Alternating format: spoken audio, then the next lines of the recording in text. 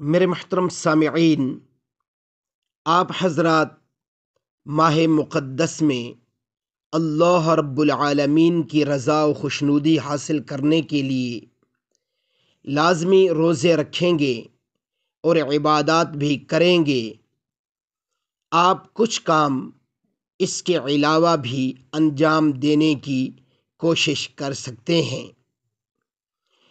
ان کاموں کو ذکر کرنے سے پہلے آپ حضرات کی خدمت میں گزارش ہے کہ میرے اسلامی چینل کو ابھی سبسکرائب فرما لیجیے تاکہ آپ حضرات تک مستند شرعی مسائل اور مستند دینی گفتگو و واقعات پہنچتے رہیں۔ جزاکم اللہ خیرا واحسن الجزا فی الدنیا والآخرہ۔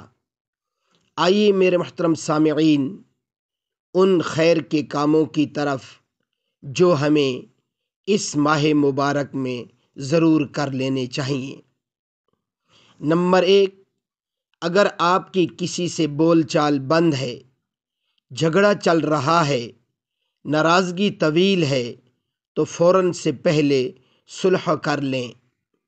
معافی تلافی کا نادر موقع ہے، سب کے دل نرم ہوتے ہیں، صلح کرنے میں دیر مت کریں۔ نمبر 2، کسی کے ساتھ لین دین کا تنازع چل رہا ہے، آپ نے رقم لینی یا دینی ہے، فوراً اس معاملے کو کلیئر کریں۔ اپنے ذمے قرض کو ادا کرنے کی کوشش کریں۔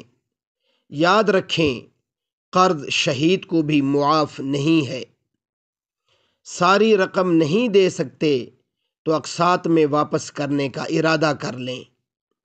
نمبر 3، خونی رشتوں میں کسی وجہ سے یا زیادتی کی وجہ سے، خواہ وہ کسی کی طرف سے ہو، اگر دراڑ پڑ چکی ہے، فاصلے پیدا ہو گئے ہیں، تو اس قطع تعلقی کو صلہ رحمی میں بدلنے کی کوشش کریں۔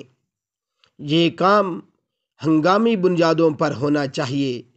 یاد رکھیں کہ جو حق پر ہوتے ہوئے جھگڑا چھوڑ دے، اس کے لیے حضرت رسول اللہ صلی اللہ علیہ وسلم کی طرف سے جنت کے وسط میں محل کی ضمانت ہے۔ نمبر 4، روٹھے ہوئے عزیزوں اور دوستوں کو منائیں۔ نمبر 5، سخاوت کو اختیار کریں، مہمان نواز بنیں، اپنے دسترخوان کو وسعت دیں۔ نمبر 6، دوسروں کی کوتاہیوں، غلطیوں اور زیادتیوں کو معاف کریں۔ نمبر 7، غیبت، چغلی، حسد، جھوٹ، کینے، بدخوئی اور بد اخلاقی کو چھوڑنے کی مشق کریں اور ان باطنی بیماریوں سے مکمل چھٹکارا پا لیں۔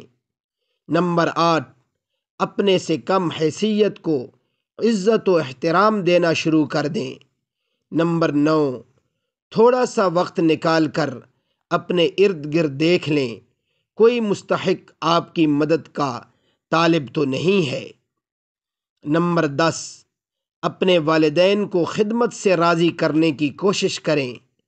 اگر والدین وفات پا گئے ہیں تو ان کی بخشش اور درجات کی بلندی کے لیے ڈھیروں دعائیں کریں اور والدین کے قریبی ساتھیوں اور رشتہ داروں کی خدمت کے مواقع ڈھونڈ کر ان کو بھی راضی کریں۔